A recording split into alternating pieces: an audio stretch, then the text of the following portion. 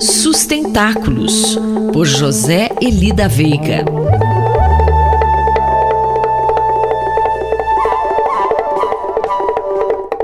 Professor José Eli da Veiga, bom dia.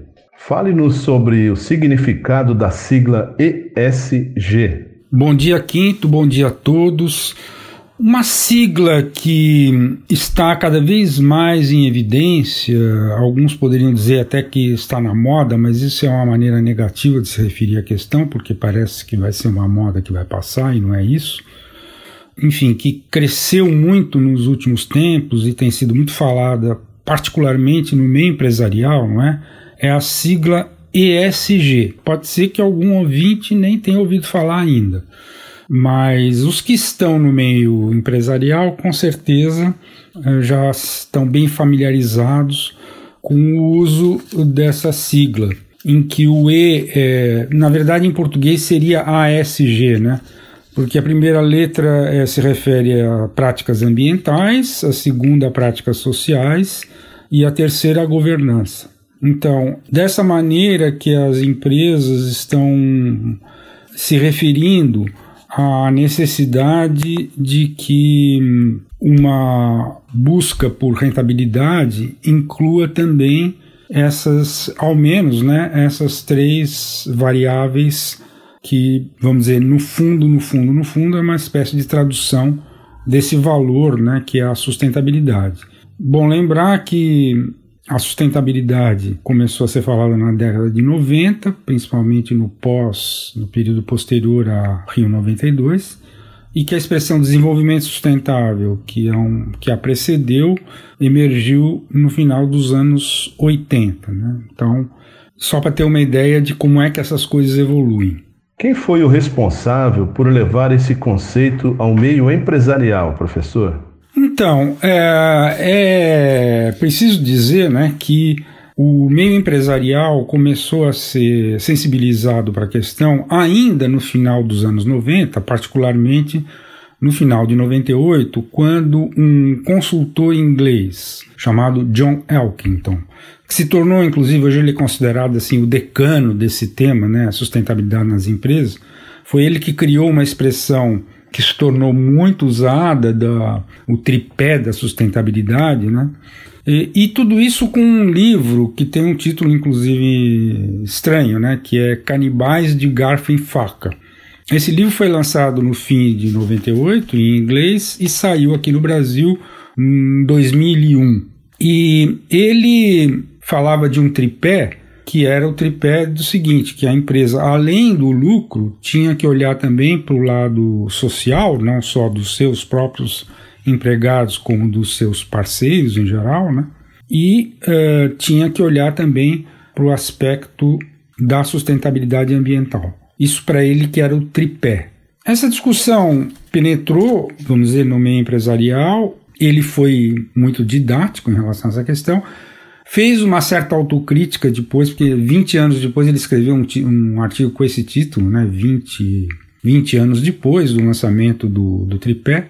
Mas de qualquer forma, vamos dizer, esse uso atual dessa sigla nova que eu falei no início, a ESG, né, é meio que resultado disso tudo. Importante dizer que o Elkington acaba de lançar um livro com um título estranho que é no plural, Os Cisnes Verdes. Mas isso será tema para outra coluna quando o colunista tiver lido esse livro que acaba de sair. Um abraço a todos, até a próxima. Mais informações sobre sustentabilidade estão disponíveis no site sustentáculos.pro.br e na página pessoal do colunista zeeli.pro.br. Eu, Antônio Carlos Quinto, conversei com o professor José Eli da Veiga para a Rádio USP. Sustentáculos, por José Eli da Veiga.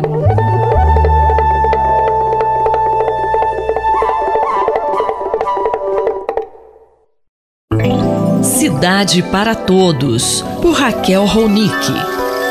Professora Raquel Ronick, o governo federal está anunciando mudanças na política habitacional, é isso? Bom dia. Bom dia, Sandra. Bom dia, ouvintes da Rádio USP. Bom, a primeira grande mudança, que na verdade não é uma mudança, é a interrupção do programa Minha Casa Minha Vida. A faixa 1, que é aquela de mais baixa renda, para aqueles que ganham até R$ 1.800, que usava basicamente recursos da União, essa foi interrompida e não será retomada. O que está sendo anunciado nesse momento, um novo programa que ainda não saiu, mas é um programa basicamente de financiamento, e financiamento com o FGTS, portanto, um financiamento com retorno através de juros, o que significa que não será para as famílias de menor renda. Sandra. Professora, essa mudança na perspectiva do governo para o financiamento, já dá para saber o efeito dela frente à situação da demanda por moradia aqui no país? Aí é que está o problema. Nós estamos vivendo desemprego, alta de desemprego, um problema social gravíssimo.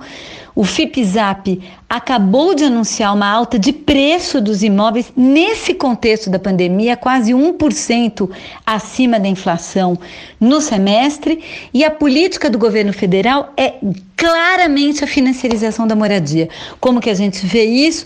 Bom, a aposta do governo federal é a chamada securitização, ou seja, aquilo que acabou gerando a crise financeira hipotecária nos Estados Unidos, que é o fato das pessoas poderem vender no mercado financeiro internacional a expectativa de recebimento de prestações futuras e, com isso, alavancar mais recursos para o financiamento. A Caixa já anunciou o aumento da sua participação na chamada home equity, ou seja, de deixar o imóvel como garantia e, com isso, alavancar mais crédito, ou seja, é uma aposta na utilização da moradia para aumentar e induzir uma circulação financeira muito mais intensa, que vai ter como resultado claramente uma alta cada vez maior do preço dos imóveis e uma situação mais precária da moradia, infelizmente, Sandra. Eu sou Sandra Capomatto, você ouviu a professora Raquel Ronick, da Faculdade de Arquitetura e Urbanismo da Universidade de São Paulo. Cidade para Todos, por Raquel Ronick.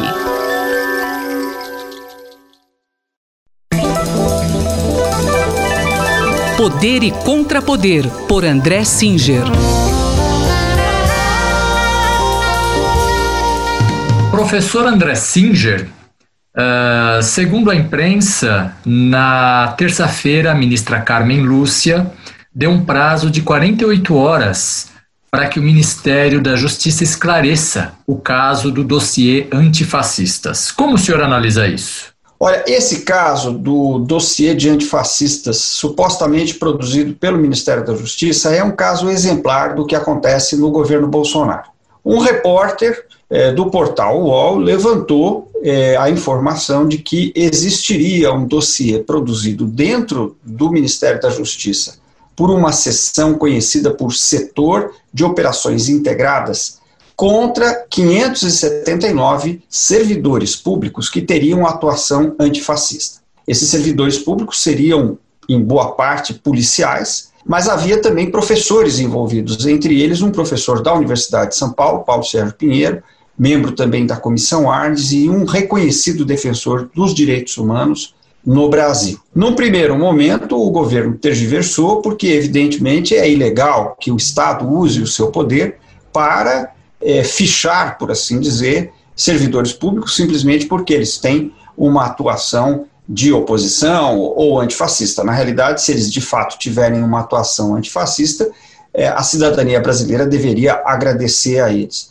Mas no último domingo, o ministro da Justiça foi entrevistado num programa de televisão e afirmou que não podia nem confirmar nem desconfirmar a existência do dossiê, o que indicava que ele existia. E no dia seguinte ele afastou o responsável pelo setor de operações integradas, o que constitui, na verdade, uma confirmação de que o dossiê existia e uma confissão de culpa por parte do governo de que estava efetivamente fazendo algo que era irregular. Então a gente pode considerar que esse assunto está resolvido? Olha, eu não diria que o assunto está resolvido, porque me parece que este caso, como eu disse antes, é algo muito sintomático do tipo de ação do governo Bolsonaro, que é o quê? Aquilo que nós vimos discutindo em relação ao autoritarismo furtivo, quer dizer, uma maneira de você ir corroendo a democracia por dentro da própria democracia, ou seja, você vai usando brechas dentro das leis, dentro do Estado, dentro do governo, para ir fazendo o quê? Por exemplo, nesse caso, constrangendo possivelmente servidores públicos, que são servidores públicos que têm uma atuação antifascista e que vão sendo dessa maneira atemorizados, né, pelo Estado, para que não façam isso, sabendo que as consequências podem ser até piores. Nesse caso específico, eu acho que o governo foi obrigado a reconhecer, por ora indiretamente, vamos ver a resposta que o governo vai oferecer ao Supremo Tribunal Federal, foi obrigado a reconhecer a existência do dossiê e a irregularidade do dossiê, até agora indiretamente, mas eu não creio que esse tipo de operação pare, conhecendo os precedentes do governo Bolsonaro. Muito obrigado, professor. Até a semana que vem. Sou eu que agradeço e até a semana que vem. Esse foi o cientista político André Singer, que conversou comigo, Gustavo Xavier. Poder e Contrapoder, por André Singer.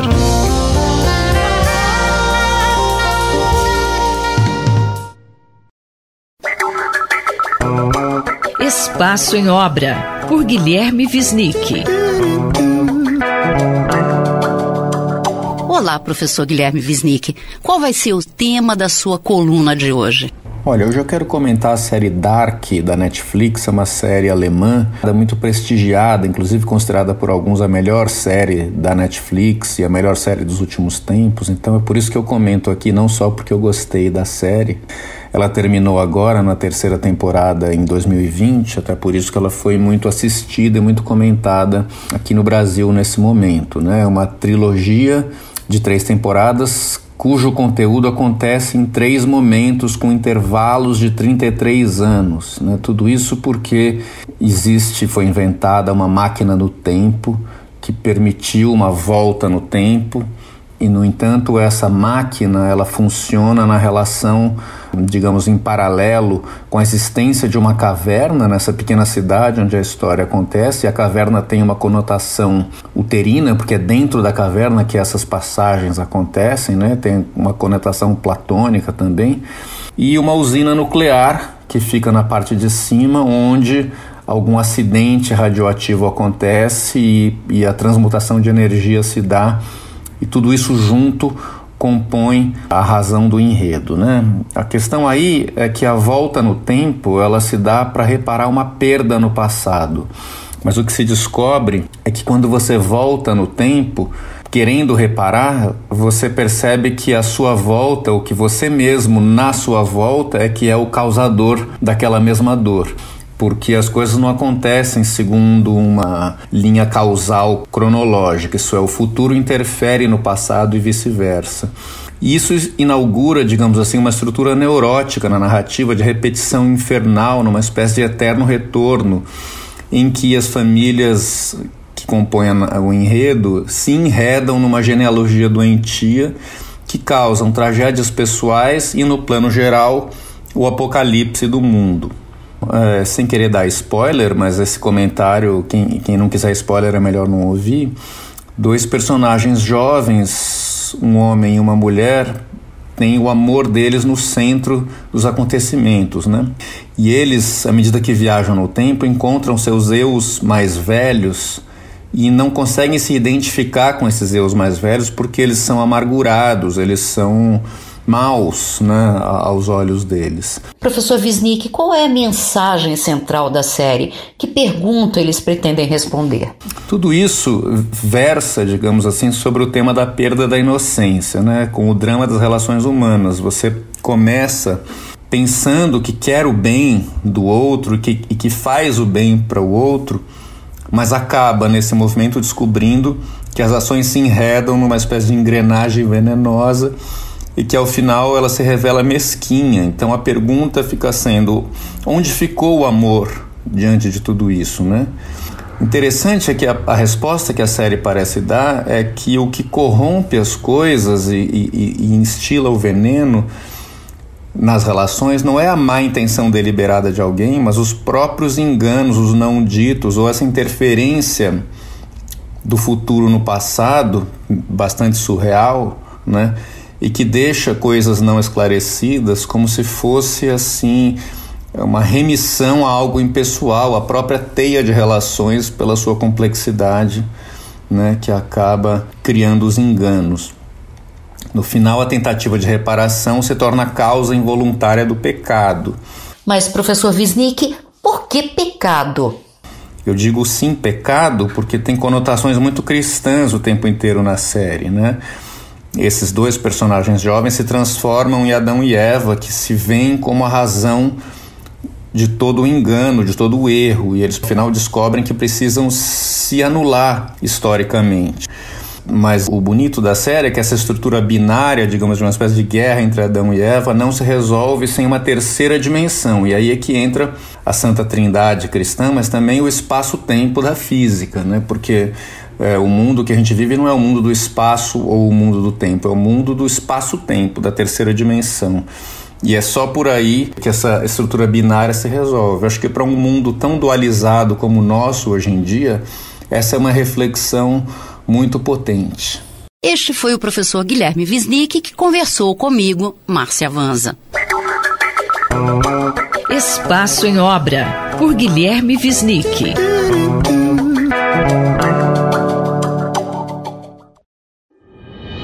Cotidiano na Metrópole, com o professor Nabil Bonduki. Olá, professor. Essa semana, a reforma do Vale do Anhangabaú em São Paulo deu o que falar nas redes sociais. O que você achou sobre isso? O Anhangabaú efetivamente precisava de uma reforma, mas não uma completa destruição do projeto existente para sua total reestruturação e recomposição. O projeto que estava implantado, do arquiteto Jorge Ohai, Rosa Clias e Jamil Khoury, era um projeto importante para a cidade, que marcou no início dos anos 80, uma opção da cidade por enterrar os carros, né, colocar um túnel debaixo do Anhangabaú e sobre ele criar uma grande área pública, no coração do centro de São Paulo. Então foi realmente um projeto importante, um projeto que se consolidou nesse período, mas tinha problemas, né? Por exemplo, tinha uma área rebaixada ali no eixo da São João, que era para ser uma lanchonete que nunca foi instalada e virou uma verdadeira latrina. Nós tínhamos muitos shows no Anhangabaú que não contavam com uma esplanada de tamanho e de pavimento condizente com a importância que o Anhangabaú acabou tendo. Nós tínhamos também um outro problema, que embora o projeto do Jorge Ohai era um projeto para as pessoas, um projeto para as pessoas ficarem no Anhangabaú, não tinham grandes atrativos, porque os edifícios do entorno da área eram edifícios sem fachada ativa, ou seja, sem vida cotidiana, muitos deles inclusive entradas de garagem, outros nem sequer isso. E por outro lado, a gente também tinha uma ausência de atividades durante a semana, normalmente ali no interior do Vale. Então eram problemas que exigiam uma mudança, uma transformação, mas evidentemente isso tinha que ser feito considerando o projeto existente, até porque também era um projeto importante de arquitetos relevantes da história de São Paulo, e o que se fez com a retirada completa de tudo que existia antes foi uma ação que, de certa forma, detonou um patrimônio importante da cidade. E qual que é a sua opinião sobre o projeto da reforma? Olha, o projeto resolveu alguns dos problemas existentes, mas criou outros, e a um custo muito elevado, né? São 94 milhões de reais que poderiam ser aplicados numa reforma mais moderada do Anhangabaú e a implantação de outras áreas públicas, principalmente na periferia da cidade, onde a carência é muito grande. Ou se não, também aplicadas no centro, na reabilitação de prédios ocupados pelo movimento de moradia, para atender a habitação social e também para poder dar uma resposta ao problema da população em situação de rua.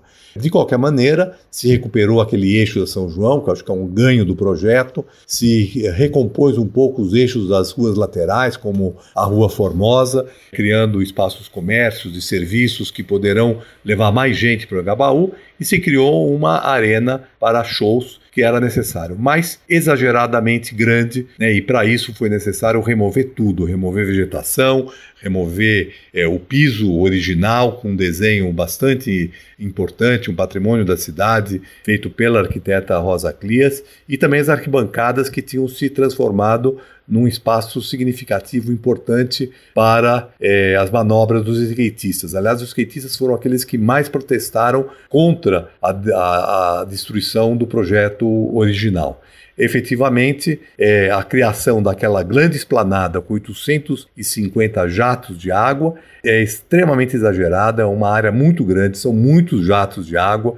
Trazer água de volta para o Anhangabaú é interessante, mas não era necessário fazer 850 jatos, cujo custo de manutenção é elevado e que efetivamente requereu essa enorme destruição do todo o Anhangabaú para poder implantar todos os encanamentos no subsolo da área. Para poder agora a prefeitura gerir esse espaço, ela está abrindo uma licitação para conceder para o setor privado. Então, isso traz também muita preocupação, porque o setor privado, pelas regras do edital, vai poder utilizar durante 6 dias por mês aquela área para uso restrito, ou seja, vai poder cercar a área e, por exemplo, fazer um show pago, fazer um evento privado. Efetivamente, não me parece que essa seja uma boa solução para a cidade de São Paulo privatizar os seus espaços públicos. Mas isso requer agora um debate muito grande sobre a gestão desse espaço que, querendo ou não, está lá implantado. Eu, Denis Pacheco, conversei com o professor Nabil Bonduque para a Rádio USP. Cotidiano na Metrópole, com o professor Nabil Bonduque.